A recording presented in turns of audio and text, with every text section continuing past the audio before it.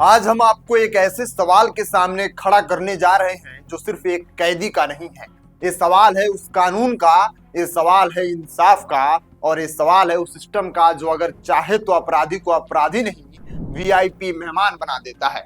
सोचिए, कोई रेप का दोषी हो, मर्डर का दोषी हो और उसे उम्र कैद की सजा हो, साथ में 20 साल की अतिरिक्त कैद भी हो, लेकिन इसके बावजूद वो हर साल जेल से बाहर निकलता है, छुट्टियां मनाता है, आश्रम में रहता है, लोगों से मिलता है, वीआईपी काफिले में चलता है और पुलिस उसके स्वागत में पहले से खड़ी होती है। नाम है गुरमीत राम रहीम सिंह इंसा।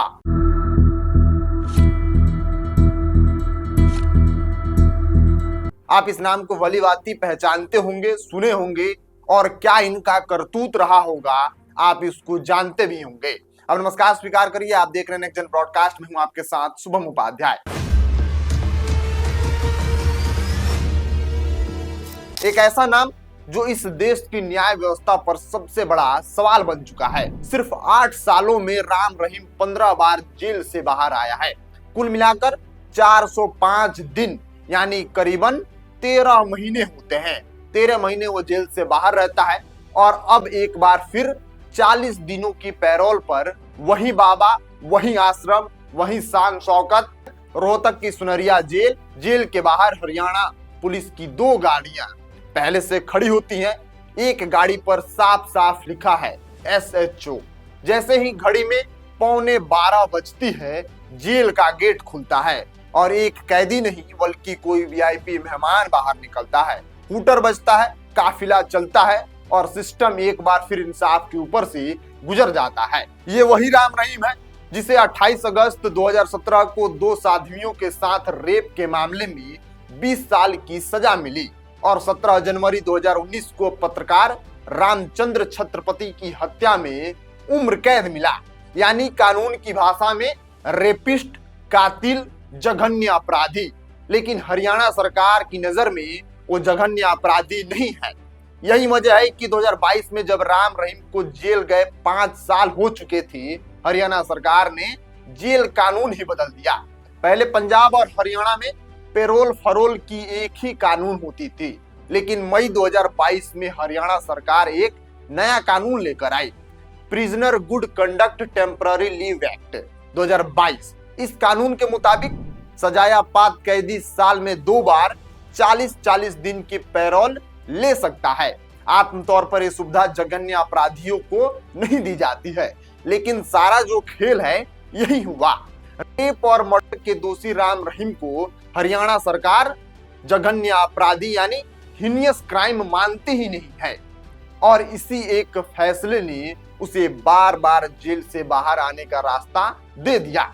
24 अक्टूबर 2020 को पहली बार एक दिन के लिए पैरोल, फिर 2022, 2023, 2024, 2025 और अब यानी 2026 कभी 21 दिन की पैरोल, कभी 30 दिन की, कभी 40 दिन, कभी 50 दिन। इतनी छुट्टियां तो एक सरकारी कर्मचारी को भी नहीं मिल पाती है। इस बार राम रहीम ने दलील दी है कि डेरा सच्चा सौदा के दूसरे गुरु शाम सतनाम सिंह की वर्थ एनिवर्सरी है। 40 दिन की पैरोल मांगी गई। रोहतक के डिविजनल कमिश्नर ने हमेशा की तरह फौरन मंजूरी दे दी और जब सवाल उठे तो हरियाणा के मुख्यमंत्री नायब सैनी सिंह ने कहा थैंक यू। अब सवाल सिर्फ पैरोल का नहीं है। राम रहीम के खिलाफ कम से कम 5 मामले अभी भी कोर्ट में लंबित हैं। कई गवाहों की गवाही होनी बाकी है। जाहिर है गवाह डरे हुए हैं, पीड़ितों को खतरा है। जिस पत्रकार रामचंद्र छत्रपति की हत्या हुई, उसके बेटे अंशुल छत्रपति ने सुप्रीम कोर्ट से गुहार लगाई है कि इस मामले में कोर्ट खुद दखल दे। अंशुल का साफ कहना है अगर सरकार को बार बार पैरोल ही देनी है तो सीधे सीधे राम रहीम को छोड़ क्यों नहीं देती। और यही सवाल आज देश पूछ रहा है, क्योंकि हरियाणा में आजीवन कारावास की सजा काट रहे 2824 कैदी हैं। देश भर में ये संख्या 75,000 से ज्यादा है, लेकिन इनमें से किसी को 405 दिन की आजादी इतने कम समय में नहीं मिली है। राम रहीम से पहले संजय दत्त को 160 दिन की पैरोल मिली थी। मनु शर्मा को भी सवालों उठने के बाद रोक दिया गया, लेकिन राम रहीम हर बार निकलता रहा। अब अगले 40 दिनों तक वो सिरसा के उसी आश्रम में रहेगा जहां से 2017 में उसकी गिरफ्तारी की बारात निकली थी। और शायद इस बार वैलेंटाइंस डे मनाने के बाद वापस जेल लौटे। सवाल सीधा है, अगर रेप और मर्डर जघन्य अपराध नहीं है तो फिर जघन्य अपराध क्या है? और अगर कानून सबके लिए बराबर है तो फिर राम रहीम इतना खास क्यों है? ये सवाल आज सिर्फ मीडिया नहीं पूछ रही है, ये सवाल पूरा देश पूछ रहा है।